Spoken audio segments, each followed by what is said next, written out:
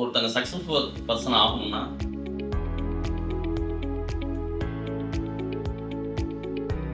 உங்களுக்கு என்ன வேணுங்கிறது தெளிவா எழுதுங்க. எழுதும் பொழுது என்ன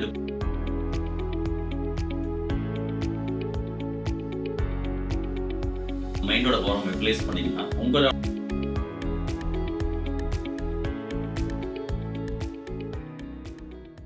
அனைவருக்கும் வணக்கம். இந்த யூடியூப் சேனல்ல முக்கியமா 4 விஷயங்கள பத்தி நம்ம பேச போறோம். 4M அப்படின்னு ஈஸியா ஞாபகம் வச்சுக்கலாம். Mind, memory, money and motivation. ஒரு தனி மனிதனுக்கான செல்ஃப் டெவலப்மெண்ட்காக இந்த சேனல் நம்ம ஆரம்பிச்சிருக்கோம். கண்டினியூஸாக இதுக்கப்புறம் வர வீடியோஸ் இதை பற்றி நிறைய வீடியோஸ் பண்ண போகிறோம். உங்களோட டவுட்ஸ் அதில் நீங்கள் கேட்கலாம். முக்கியமாக மைண்டு. ஸோ நம்ம ஒருத்தங்க சக்ஸஸ்ஃபுல் பர்சன் ஆகணும்னா ஆஸ்க் அப்படின்னு நம்ம சொல்லலாம். 3 விஷயங்கள் ரொம்ப முக்கியமானது. Attitude, skills and knowledge. இந்த ஆட்டிடியூட்ங்கிறது மைண்ட் செட். ஸோ நம்ம மைண்டோட பவரை நம்ம எப்படி யூட்டிலைஸ் பண்ணிக்கிறது அப்படிங்கிறத பார்க்கலாம். இப்போது மைண்டோட பவர் நம்ம நிறைய இடத்துல நீங்கள் கேள்விப்பட்டிருப்பீங்க. நம்ம எதுவாக நினைக்கிறோமோ அதுவாக ஆவாய் அப்படிங்கிறது நம்ம சுவாமி விவேகானந்தா சொன்னது தான். உங்களுக்கு என்ன வேணுங்கிறது தெளிவாக எழுதுங்க. எழுதும் பொழுது என்ன டிஃப்ரென்ஸ்? நார்மலாக நம்ம அஃபர்மேஷன் டெய்லி சொல்லுங்க அப்படின்னு சொல்லுவாங்க. பட் நான் எழுதுங்கன்னு நான் சொல்லுவேன். எழுதும் பொழுது 10,000 தசைகள் நமக்கு ஒர்க் ஆகும். இன்னும் ரொம்ப பவர்ஃபுல்லாக இருக்கும். நம்ம பிரெயினில் வந்து ரேஸ்னு ஒரு இடம் இருக்குது. ரெட்டிகுலர் ஆக்டிவிட்டி சிஸ்டம்னு சொல்லுவாங்க. உங்களுக்கு எதெல்லாம் தேவையோ அதை ஒரு லிஸ்ட்டாக நீங்கள் எழுதும் பொழுது இது அதுக்கான விஷயங்களை தேட ஆரம்பிக்கும். இது ஒரு நல்ல எக்ஸாம்பிள் சொல்கிறேன். நீங்கள் நார்மலாக ஒரு 7 மணிக்கு காலையில் எந்திரிக்கக்கூடியவர்களாக இருந்தீங்கன்னா ஒரு மறுநாள் மார்னிங் நீங்கள் 4 மணிக்கு எந்திரிச்சு ஒரு கோயிலுக்கு போகிறீங்க. அதுக்காக அலாரம் வச்சுருக்கீங்க. 3:59 உங்களுக்கு விழிப்பு வந்துடும். இதுதான் பவர் ஆஃப் அவரோட சப்கான்சியஸ் மைண்ட். நம்ம நைட்டு தூங்கும்போது என்ன நினைக்கிறோம்? நாளைக்கு காலையில் 4 மணிக்கு எந்திரிக்கணும் அப்படின்னு நினைக்கிறோம். நம்ம உடம்பை அந்த மனசை தயார்படுத்தி 3:59க்கு நம்ம எழுதிடுவோம். ஸோ இந்த பவரை நம்ம மைண்டோட பவரை நம்ம யூட்டிலைஸ் பண்ணிங்கன்னா உங்களோட ஆசைகளை நீங்கள் வரிசையாக எழுதணும். நான் நார்மலாக சொல்லுவாங்க, இதை பக்கெட் லிஸ்ட்னு சொல்லுவாங்க. உங்களுக்கு பிடித்தமான ஒரு ஆசைகளை ஒரு சின்ன சின்ன ஆசைகளை ஒரு 101 எழுதிக்கிங்க. இப்படி எழுதும் பொழுது நம்ம பிரெயின், நம்ம mind is like a GPS.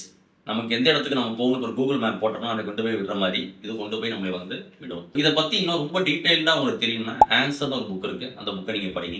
அதில் இருந்த ஒரு சின்ன ஒரு இன்சிடென்ட்டை மட்டும் நான் உங்களுக்கு சொல்கிறேன். இந்த புக்கோட ஆத்தர் ஆஸ்திரேலியாவில் ஒரு இடத்துல ஒரு செப்பு பாறைகள் இருக்குது. அந்த பாறையில் ஏறணும் அப்படிங்கிறது அவருக்கு ஆசை. அதை அவர் எழுதி வச்சிருக்காரு. இந்த பாறை நான் ஏறணும் அப்படிங்கிறத எழுதி வச்சிருக்காரு. இப்போ நம்ம ஊரில் எப்படி இமயமலை ஏறணும்னு சொல்லுவாங்க அந்த மாதிரி. அப்போ அவர் எழுதி வச்சிருக்காரு. ஆனால் அவருக்கு போகிறதுக்கான வழிகளோ எதுவோ தெரியல. அங்கே போகிறது செலவும் ஆகும். இதில் என்ன ஒரு அழகான விஷயம்னு பார்த்தீங்கன்னா அவருக்கு ஒரு ட்ரெயினராக இருந்திருக்காரு. அந்த ஊரில் அவருக்கு வந்து ட்ரைனிங் ப்ரோக்ராம் கூப்பிட்ருக்காங்க. ஸோ ஆட்டோமேட்டிக்காக அவர் ஃப்ளைட் டிக்கெட்லேருந்து எல்லாமே கிடச்சிது. அவர் அந்த இடத்துக்கு போய் இந்த ட்ரைனிங் ப்ரோக்ராம் போகிறாரு. அவர் முடிச்சுட்டு அந்த வடுங்கிற அந்த பாறையிலையும் அவர் ஏறிடுறாரு. இதை வந்து அவரோட ஃப்ரெண்டுகிட்ட வந்து பகிர்ந்துக்கிறார். உங்களுக்கு பிடிச்சமான விஷயங்களை எழுதுங்க. அப்போ நம்ம பிரெயினோட ரேஸ் வந்து அது கண்டிப்பாக நமக்கு வந்து அடைவதற்கான வழியில் கொடுக்கும் அப்படிங்கிறாரு.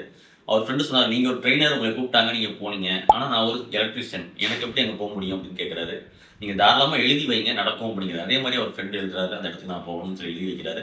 அதோட ஒரு அதிசயமான விஷயம் என்னென்னா அதுக்கப்புறம் நியூஸ் பேப்பரில் அந்த இடத்துல ஜாப் ஆப்பர்ச்சுனிட்டிஸ் இருக்குது அப்படின்னு சொல்லி போட்டிருக்காங்க. அவர் ஃப்ரெண்டு எலக்ட்ரிஷியன் வாண்டட்னு போட்டிருக்காங்க. அவர் அப்ளை பண்ணுறாரு. அந்த எலக்ட்ரிஷியன் ஜாப் அவர் கிடைச்சதுக்கப்புறம் இவரும் அந்த ஜாபை போய் ஜாயின் பண்ணிடுறாரு. ஸோ அந்த இடத்துக்கு அப்புறம் போய் ரீச் ஆகிடுறாரு. அது மாதிரி உங்களுக்கு எந்த ஆசைகள் இருக்கோ அதை நீங்கள் எழுதி வைங்க. கண்டிப்பாக அது நடக்கும். இதுதான் நம்மளோட மைண்டோட பவர். நமக்கு என்ன வேண்டியது தெளிவாக எழுத வேண்டும். இது என் லைஃப்ல நிறைய விஷயங்கள் நான் எழுதியிருக்கேன். அது நடந்திருக்கு. நான் வந்து 1,00,000 மாணவர்களை ரீச் பண்ணணும்னு சொல்லி என்னோட டைரியில் எழுதியிருந்தேன். இப்போ அரௌண்டு 49,000 ஸ்டூடெண்ட்ஸை வந்து நான் ரீச் பண்ணியிருக்கேன். இதுக்கு காரணம் ரேஸ் அப்படிம்பேன். இந்த ரேஸ் இருக்கிறத நீங்கள் இன்னொரு வகையில் கூட புரிஞ்சுக்கலாம். இப்போ நீங்கள் ஒரு கார் வாங்கணும்னு நினச்சிங்கன்னா நீங்கள் ரோட்டில் போகும்போது அந்த காரை உங்கள் கண்ணுக்கு தெரியும். அதுதான் ரேஸ் அப்படிங்கிறது. ஸோ இன்னிலேருந்து என்ன பண்ணுங்கள், உங்களோட ஆசைகளை எழுதி வைங்க. அது ரொம்ப ரொம்ப பவர்ஃபுல். நம்ம எதோ பேசுகிறோமோ அது எதை எழுதுகிறோமோ அதை யோசிக்கிறோமோ கண்டிப்பாக அது உங்களை வந்து அடையும். நன்றி.